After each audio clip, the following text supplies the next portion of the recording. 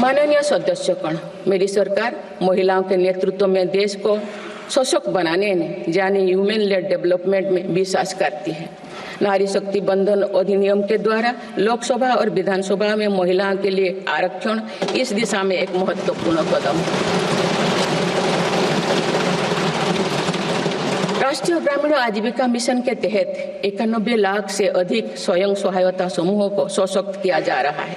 देश की 10 करोड़ से भी अधिक महिलाओं को इसके साथ जोड़ा गया है। इन्हें कुल 9 लाख करोड़ रुपए से अधिक की राशि बैंक लिंकेज के माध्यम से वितरित की जा रही है। मेरी सरकार का लक्ष्य देश में 3 करोड़ लखपति दीदी बनाने का है। आज 1 करोड़ 15 लाख से भी अधिक लखपति दीदी एक गरिमामयी जीवन जी रहे हैं। इनमें से लगभग 50 लाख लखपति दीदी बीते 6 महीने में बनी हैं। ये महिलाएं एक उद्यमी के रूप में अपने परिवार के आय में योगदान दे रहे हैं। इंश्योरेंस फॉर ऑल की भावना के साथ कुछ महीने पूर्व ही बीमा सखी अभियान भी शुरू किया गया है। हमारे बैंकिंग और डिजी पेमेंट्स सखियां दूर दराज के इलाकों में लोगों को वित्तीय व्यवस्था से जुड़ने में महत्वपूर्ण भूमिका निभा रहे हैं। कृषि सखियां नेचुरल फार्मिंग के बढ़ावा दे रही हैं और पशु सखियां के माध्यम से हमारा पशुधन मजबूत हो रहे हैं। ड्रोन दीदी योजना महिलाओं के आर्थिक और तकनीकी सशक्तिकरण का माध्यम बने हैं। ये एक इस संसद के लिए गौरव का विषय है कि बड़ी संख्या में भारत की बेटियां लड़ाकू विमान उड़ा रही हैं, पुलिस में भर्ती हो रही हैं और कॉरपोरेट कंपनियों का नेतृत्व भी कर रहे हैं। मेरी सरकार के निर्णय के बाद बालिकाओं की भर्ती राष्ट्रीय मिलिट्री स्कूलों में प्रारंभ हो गई है। नेशनल डिफेंस एकेडमी में भी महिला कैडेट्स को भर्ती शुरू की गई है। हमारी बेटियां आज ओलंपिक में मेडल लाकर देश को भी गौरवान्वित कर रही हैं। मैं भारत की संसद के माध्यम से देश की नारी शक्ति को विशेष बधाई देती हूँ। माननीय सदस्यगण, पिछले 1 दशक में देश के हर बड़े प्रयास का दायित्व आगे बढ़कर भारत के युवाओं को उठाना पड़ा है।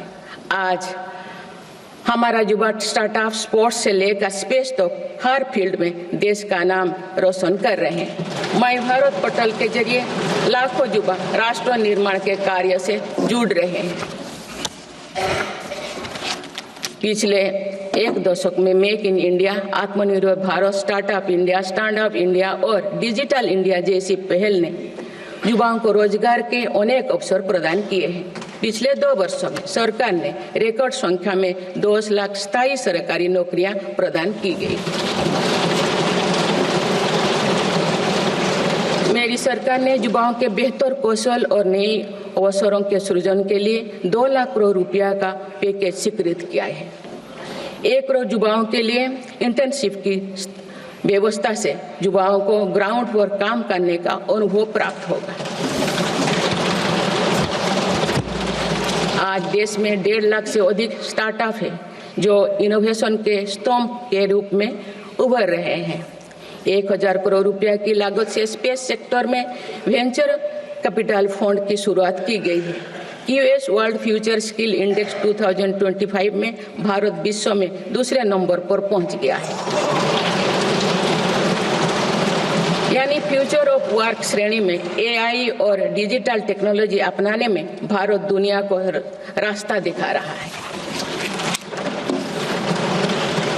ग्लोबल इनोवेशन इंडेक्स में भी भारत की रैंकिंग 76 से सुधरकर 39 हो गए हैं। माननीय सदस्यगण, मेरी सरकार राष्ट्रीय शिक्षा नीति के माध्यम से विद्यार्थियों के लिए आधुनिक शिक्षा व्यवस्था तैयार कर रही है। कोई भी शिक्षा से वंचित ना रहे, इसीलिए मातृभाषा में शिक्षा के अवसर दिए जा रहे हैं।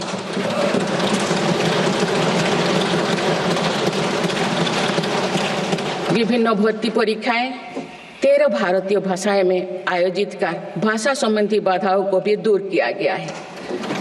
बच्चों में इनोवेशन को बढ़ावा देने के लिए 10,000 से अधिक स्कूलों में अटल टिंकरिंग लैब्स खोली गई है।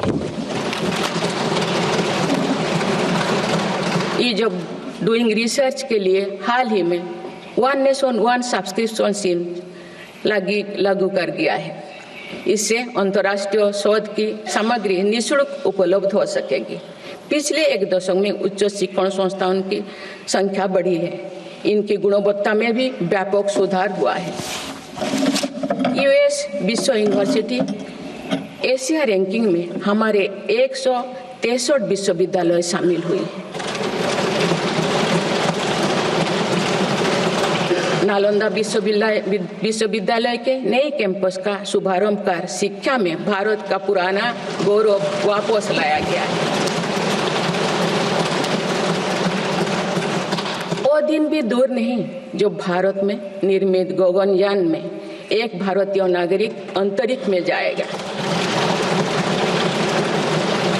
कुछ दिन पहले स्पेस डॉकिंग में सफलता ने भारत के अपने स्पेस स्टेशन का मार्ग और आसान कर दिया गया। कुछ दिन पहले इसरो ने अपना 100वां लॉन्च करते हुए सैटेलाइट के सफलतापूर्वक स्थापित किए। मैं इस उपलब्धि के लिए भी इसरो को और सभी देशवासियों को बधाई देती हूँ। माननीय सदस्यगण, मेरी सरकार ने देश में विश्व स्तरीय स्पोर्ट्स वातावरण बनाने की दिशा में खेलो India scheme, target Olympic podium scheme यानी स्टॉप्स राष्ट्रीय स्पोर्ट्स यूनिवर्सिटी स्थापित करके देश को आगे कदम बढ़ाया है। दिव्यांग के लिए ग्वालियर में विशेष खेल केंद्र खोला गया है। भारत की टीमों में चाहे ओलंपिक हो या फिर पैरालंपिक, हर जगह बेहतरीन प्रदर्शन किया गया है। हाल ही में विश्व शतरंज चैंपियनशिप में भी भारत ने अपना परचम लहराया।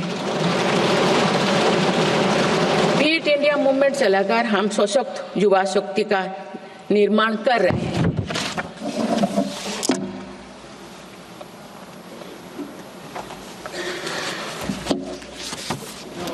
माननीय सदस्यगण, विकसित भारत के निर्माण में किसान, जवान और विज्ञान के साथ ही अनुसंधान का बहुत बड़ा महत्व है।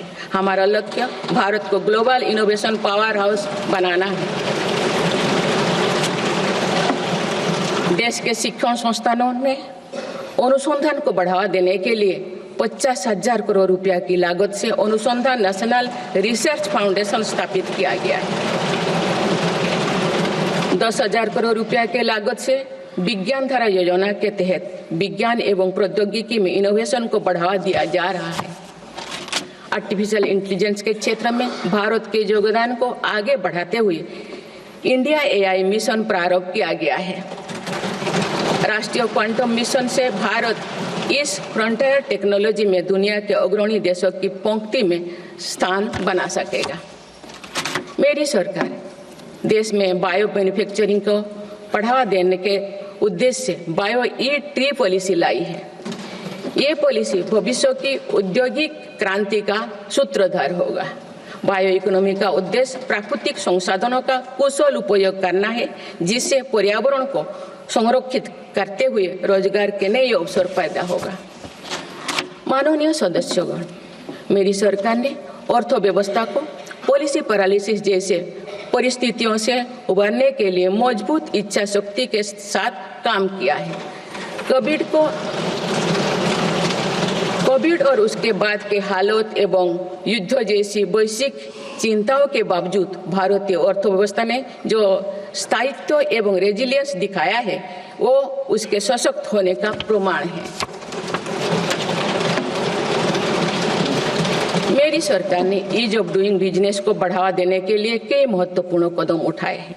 वन नेशन वन टैक्स की भावना के तहत जीएसटी को व्यवस्था लागू की गई है, जिसका फायदा सभी राज्यों को मिल रहा है। मेक इन इंडिया जैसी नीतियों के कारण आप बड़े ग्लोबल ब्रांड को प्रोडक्ट पर भी मेड इन इंडिया के लेवल्स देखने लगे हैं। माननीय सदस्यों, भारत के छोटे व्यापारी गांव से लेकर शहरों तक हर जगह आर्थिक प्रगति को गति देते हैं। मेरी सरकार छोटे उद्यमियों को अर्थव्यवस्था की रीढ़ मानते हुए उन्हें स्वरोजगार के नए अवसर दे रही है। एमएसएमई के लिए क्रेडिट गारंटी स्कीम और ई कॉमर्स एक्सपोर्ट हब्स सभी प्रकार के उद्योगों को बढ़ावा दे रही है। तीसरी कार्यकाल में मेरी सरकार द्वारा मुद्रा ऋण की सीमा को 10 लाख रुपये से बढ़ाकर 20 लाख रुपया करने का लाभ करोड़ों छोटे उद्यमियों को हुआ। मेरी सरकार ने क्रेडिट एक्सेस को आसान बनाया है। इससे वित्तीय सेवाओं की लोकतांत्रिक बनाया जा सका है। आज लोन, क्रेडिट कार्ड, बीमा जैसे प्रोडक्ट सबके लिए आसानी से सुलभ हो रही है। दशकों तो हमारे देश के रेहड़ी फैक्ट्री पर दुकान लगाकर आजीविका चलाने वाले भाई बहन बैंकिंग व्यवस्था से बाहर रहे। आज उन्हें पीएम स्वनिधि योजना का लाभ मिल रहा है। Digital transaction record